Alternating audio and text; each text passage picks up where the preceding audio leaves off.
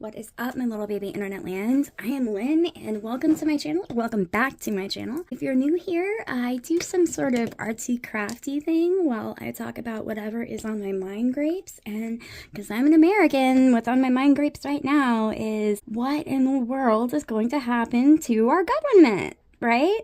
And also some other things. To be fair, I did have a totally different thing I wanted to talk about today. We are in the Trump era, so I guess I'm just back to talking about Trump. Yay. Can't you just hear the excitement in my voice? Okay, so I guess where we'll start today is drill, baby, drill. Has anybody heard what the oil company execs, the ones who backed Trump, have been saying about the whole drill, baby, drill thing? Yeah, they have already announced that they are in a pretty good place with production.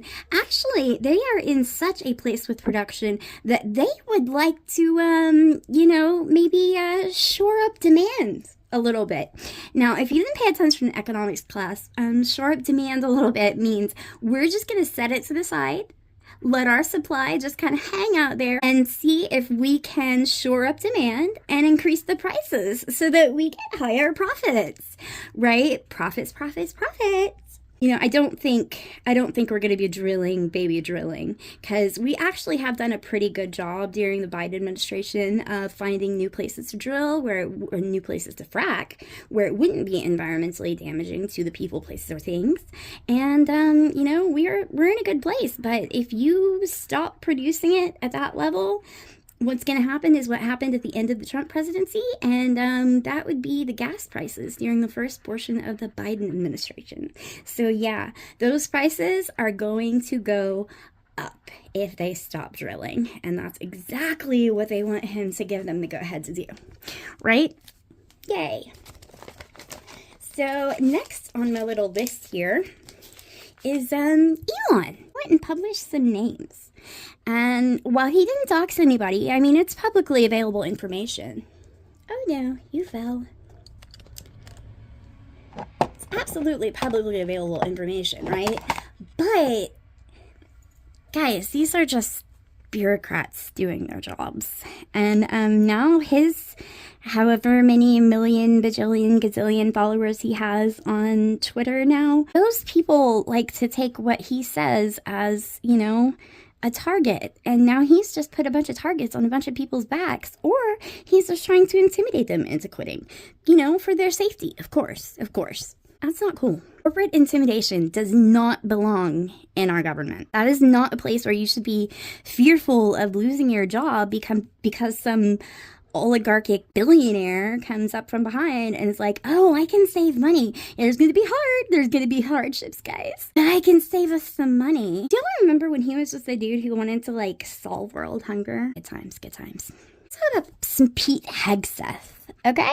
There is a clip that is going around of him talking about wanting to bring back a convention of the states. Now, I don't know if you've heard this term before or you haven't heard it since, sixth grade civics or whatever. A convention of the states is exactly what we need to be able to make constitutional amendment to our constitution. That thing that protects us from the crazy evil would-be dictators and all that stuff, the checks and balances. Yeah, a states convention neglects the need for all of that. There are no checks and balances when it comes to a states convention.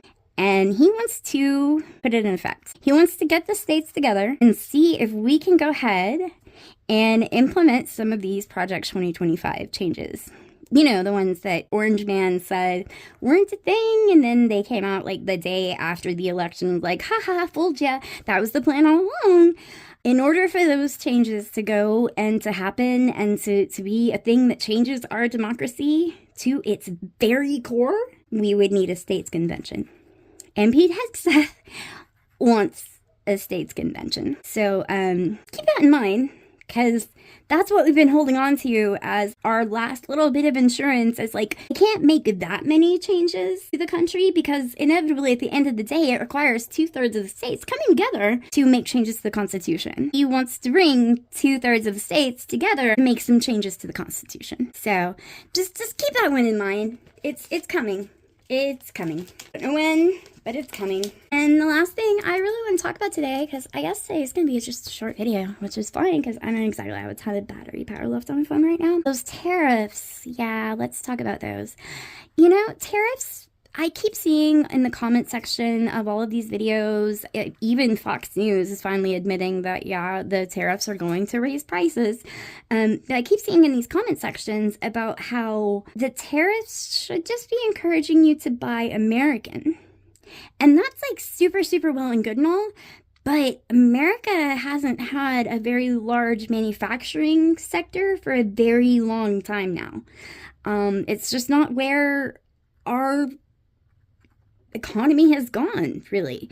Companies that had manufacturing in America have shut down and moved it to other places, and so it's not going to be easy to get all of those companies to bring factories back. And if you do, it's going to take time.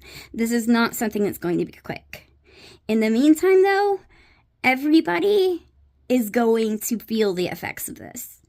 Because the thing about stuff that's made in Mexico and Canada and China and all of those places, well, guys, that's like everything we touch. We don't make crap here anymore. And when we do make something, it's usually including components that are shipped in from another country.